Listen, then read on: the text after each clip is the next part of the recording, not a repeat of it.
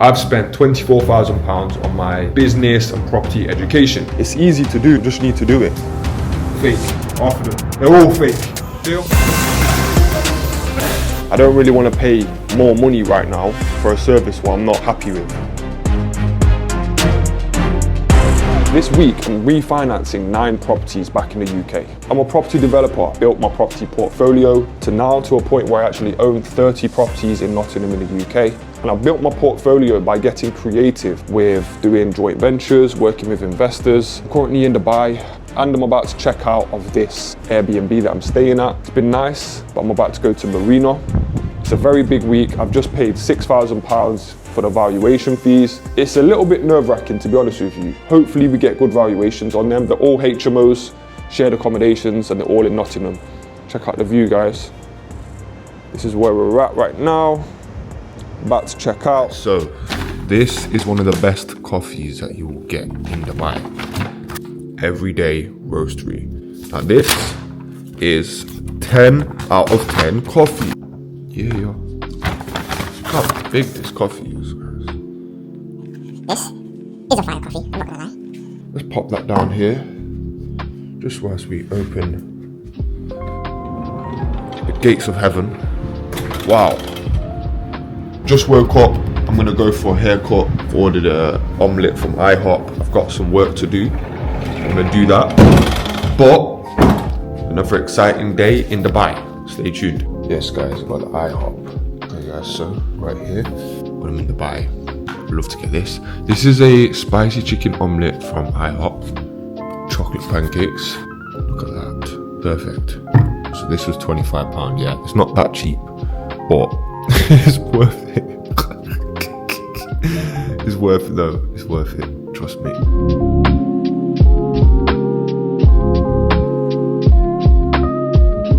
Yes, guys, we're about to go to the barber shop right now. Got my Uber waiting outside. Guys, in Dubai, yeah, they actually wait for you when it comes to getting an Uber. They don't just like leave after like 1 minute like they do in the UK.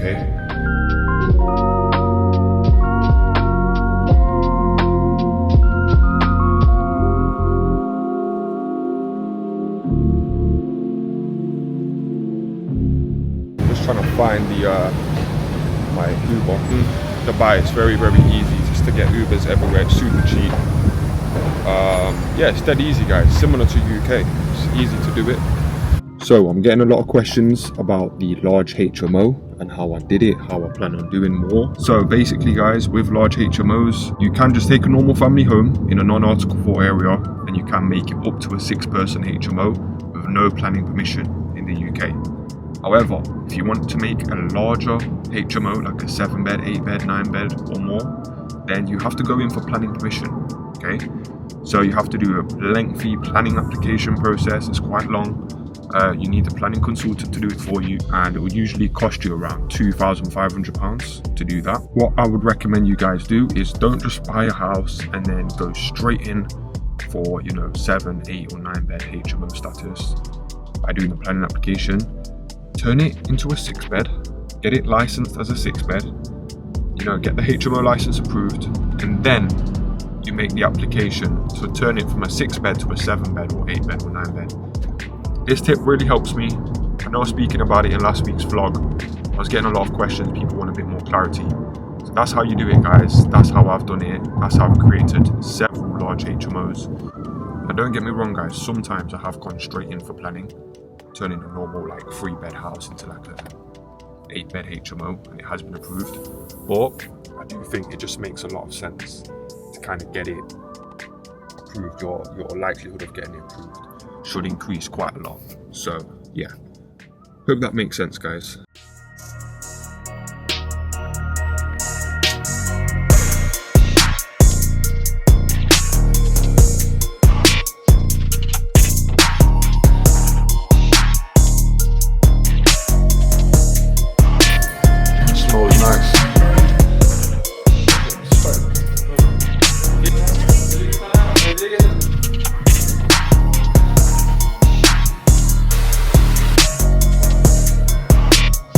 Yes, guys, I'm feeling fresh. But yeah, guys, let's go back.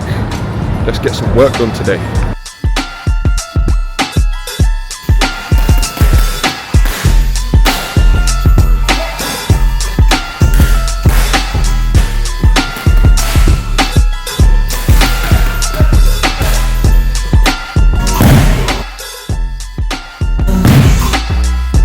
Mentors. For myself, when it comes to paying the mentors, like in terms of my business and property journey over the last 7 years, how much have I actually paid for mentorship? I've spent £24,000 on my business and property education.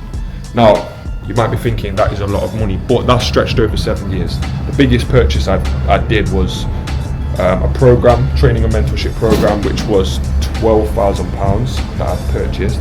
But honestly guys, the return on investment I got from that was crazy.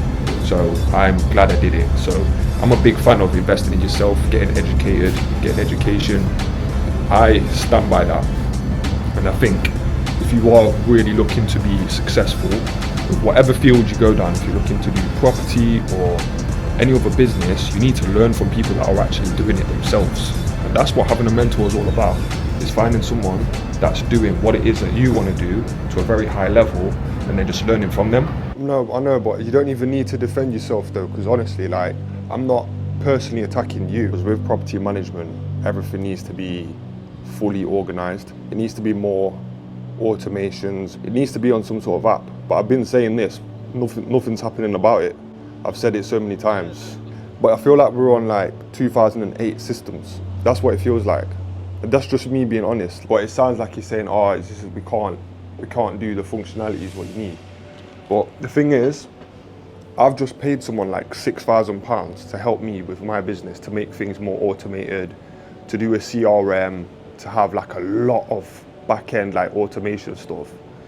I can get him to do that. No, I know, but you don't even need to defend yourself though, because honestly, like, I'm not personally attacking you. I'm just literally saying that as a customer, it just feels sloppy.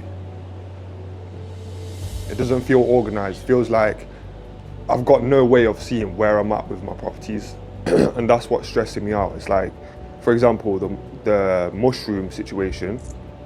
We've got mushrooms growing out of the floor. Like, if we had an online system, that would have been prevented. Because we can log on, I can get my team to check the reports, the maintenance reports.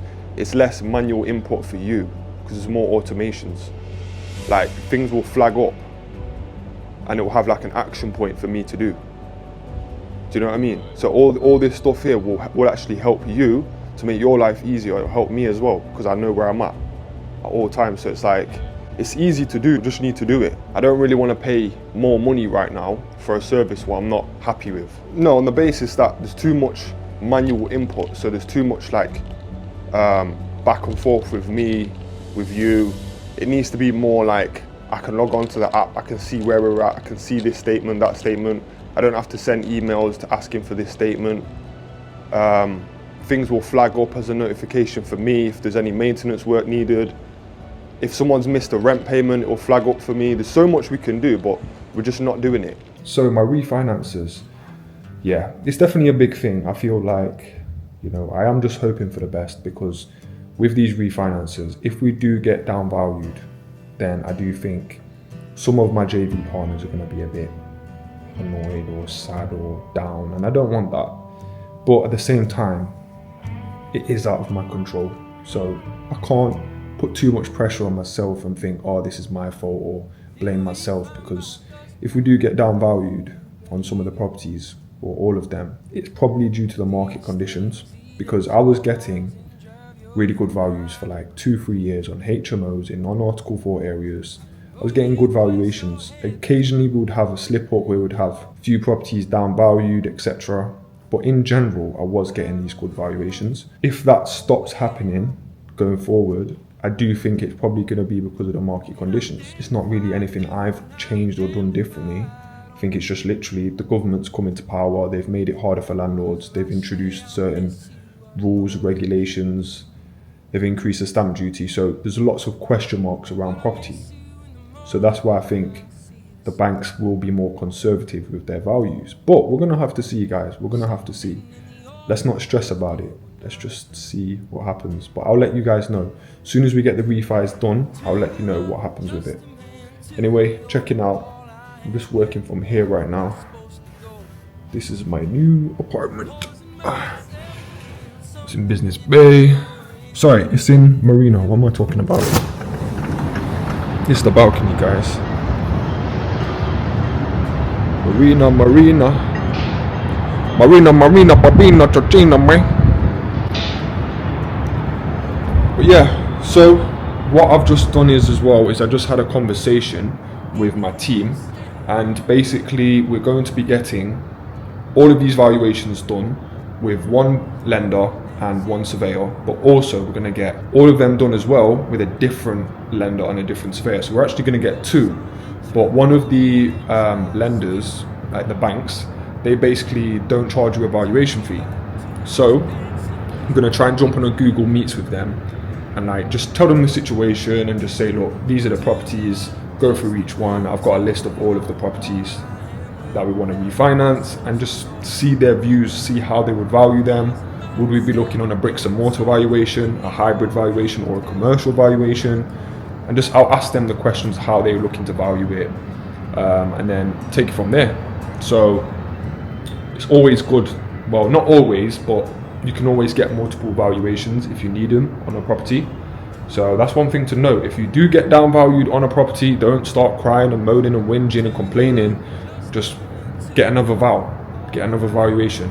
Like, I've had to do that so many times. One property, I've had like 4 valuations on it before I got to the number I wanted. Obviously it's a bit annoying because you have to pay the valuation fees. Once you find a good valuer, you're in a good situation and you can just keep on using them. Sometimes a good valuer will turn bad, so like they'll be giving you great valuations and then boom, they just stopped giving you good ones. But typically when you find a good valuer, you'll have that relationship with them, they'll just keep on giving you good values. So that's what happened to me for a long time. I had a really good valuer that I was working with, and I've had it a few times, but then they'll change the way that they value certain properties like HMOs, and then they'll just let you know that they can't give you like a hybrid val anymore. They'll have to give you bricks and mortar val. So you just don't go with them going forward. So guys, so I got this property for £1,350 for 6 nights right here. This is what I got. Guys, that works out to be £225 per night. So guys, this is the apartment.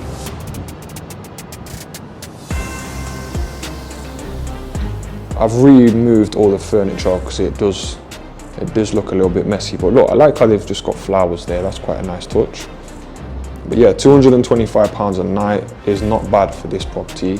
So this is like the main living kitchen area. Guys, I'm working with this new camera. This is a pocket-free Osmo, DJI Osmo. It's actually really good. But yeah, so kitchen right there. Then this is the entranceway. Probably should have put on the lights. Oh, not coming on. Yeah, this is the bathroom in here. It's quite nice. Shower. Got another bedroom right here. And then you've got another bedroom here. Lots of wardrobes. You've got the AC. And you've obviously got another bathroom right here. I like the bathroom, it's quite big. So yeah, this is this apartment, £225 a night, and this is in Marina. Now guys, I'll be honest with you, Marina is probably an area that I will end up living, just because I like Marina because it's close to this gym that I found, which is like a Muay Thai gym. Well, it's a Muay Thai trainer, and I really like the guy. He's a good guy and he's pushing me hard, so I want to keep on training with him.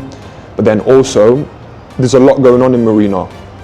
It's just a great area, like there's lots to do. I feel like Marina is a nice area to live. A lot of people say it's too touristy, but to be honest, I am still technically a tourist until I get my citizenship. So I guess maybe that's why I like it, because I'm a tourist. But yeah, look, some nice views.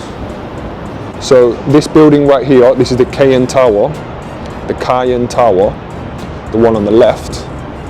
You can see how it's built, it looks crazy. And then this one is the Mac Heights. So you can see people swimming in that pool right there. So yeah, like that pool is the reason why I'm staying in this apartment. because the pool is heated, it's got the jacuzzi. So yeah, it's really nice pool. Because a lot of the pools here in Dubai, like they're not actually heated, and I just find it weird because it does get cold in Dubai. It's not like always hot. Like right now, it's a little bit chilly outside. So the weather, it's not hot enough where it warrants having a pool without heating. Like at least put the option, the functionality of flick on the heating on the pool when you need it, you know?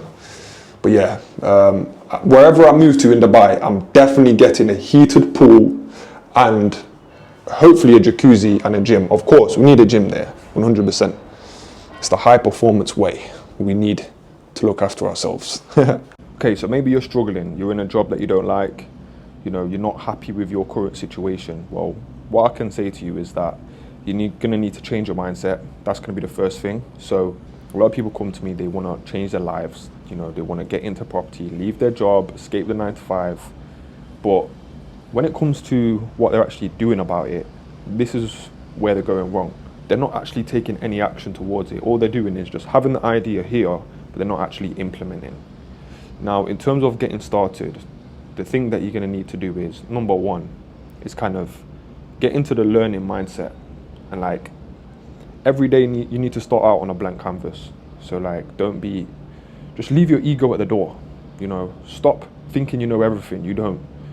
And get a mentor, get education, be around the right people. These are crucial. You're gonna need to do this, guys. Now, I had mentors. I found mentors early on. I've had people that I've paid mentoring to, paid like consultations, mentoring sessions. I've done all that. But then I also found mentors in a different way. So I made friends with developers.